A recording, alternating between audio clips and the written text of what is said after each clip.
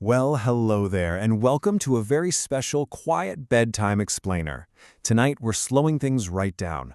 We're going to let a beautifully simple, magical story guide us. It's a tale about a lonely seashore village, a tiny glowing fish, and the absolutely profound power of helping others. So let's softly dive in together. Wherever you are right now, I want you to get just as cozy and comfortable as you possibly can. You can even close your eyes if you like and just listen. Take a nice deep breath in and let it out. Tonight is a peaceful journey. We're going to explore how one small, quiet act of helping someone else can echo through time. Ready? Let's begin our story. Part 1. A Fisherman and His Son. Imagine a very quiet, isolated seashore village. Here, an old fisherman lived all alone with his little son. But you see, life for them was incredibly difficult. They worked so hard, but they were very poor. On some days, the fisherman would pull his boat up onto the sand and return home with barely enough fish for them to even eat. They definitely knew what it felt like to be hungry, and they knew how hard life could be. Part 2. The Tiny Silver Fish. So picture this. The fisherman is out on his boat under a really gray, cloudy sky. He's tiredly pulling in his heavy net, hand over hand. But as he pulls the ropes in, he notices something highly unusual shining right there between them. It was a tiny silver fish. But actually, scratch that. It wasn't just an ordinary fish. This little creature had bright, glowing eyes that literally lit up the cloudy evening. The fisherman carefully held this tiny, glowing fish in his rough hands, and he stepped back in absolute shock. Do you know why? Because a little voice whispered up to him. He had never heard a fish speak before.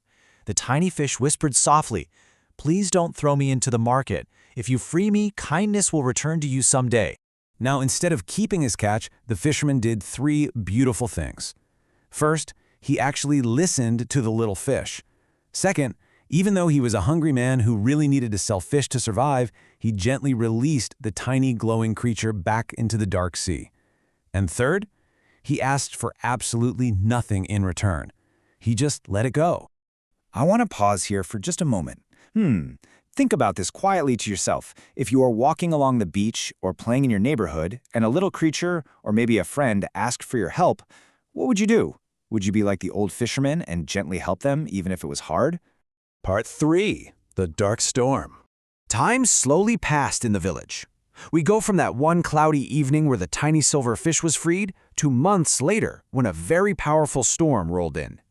It was a fierce storm that crashed against the shore and, sadly, destroyed the village boats. And this eventually leads us to a late-night knock on the door. Because the boats were completely destroyed by the storm, all the fishing just stopped. The families in that lonely seashore village began to starve. But the old fisherman, well, he wasn't really worried about himself. A father's love is incredibly strong. He worried most about his little son who had become very weak from hunger. It was a deeply sad and frightening time for the whole village. Part 4. A Stranger in the Night. Late that night, while the wind was howling outside, there was a sudden heavy knock on their wooden door. The fisherman slowly walked over and opened it. And standing right there in the dark, wet night was a stranger. But this stranger wasn't wearing worn-out fisherman's clothes. No, they were dressed in elegant white clothes, and they were holding a very heavy bag. The stranger looked right at the old fisherman and simply said, "This belongs to you." The old fisherman opens the heavy bag and he just stares in absolute disbelief. It wasn't food and it wasn't fishing gear. It was literally filled with gold coins and precious stones. It was a treasure so big it could easily feed his son and rebuild the entire village. The fisherman was so nervous, He looked at the elegant stranger and said, I think you've mistaken me for someone else." But the stranger just smiled softly at the worried fisherman. And here is what they said. "No. Years ago, you saved a life without expecting anything in return. That little act of helping the glowing fish all those months ago, it hadn't been forgotten. The kindness had rippled all the way through the ocean and finally returned to the shore." Part 5. The Magic of Kindness. Before the old fisherman could even speak another word or say thank you, a huge wave crashed near the shore, roaring in the dark night. And in that brief, splashing moment, the stranger completely vanished. Just gone. When the fisherman looked down, only one thing remained sitting on the dark, wet sand outside the wooden house: a single glowing silver scale.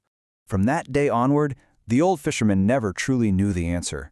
I mean, had he simply helped an ordinary creature of the sea who somehow found a way to repay him?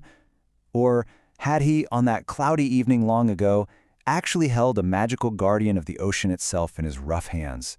It was a beautiful mystery that he and his son would keep forever. As our explainer winds down tonight, let's remember the true magic we discovered. Kindness. It's helping someone else without expecting anything in return.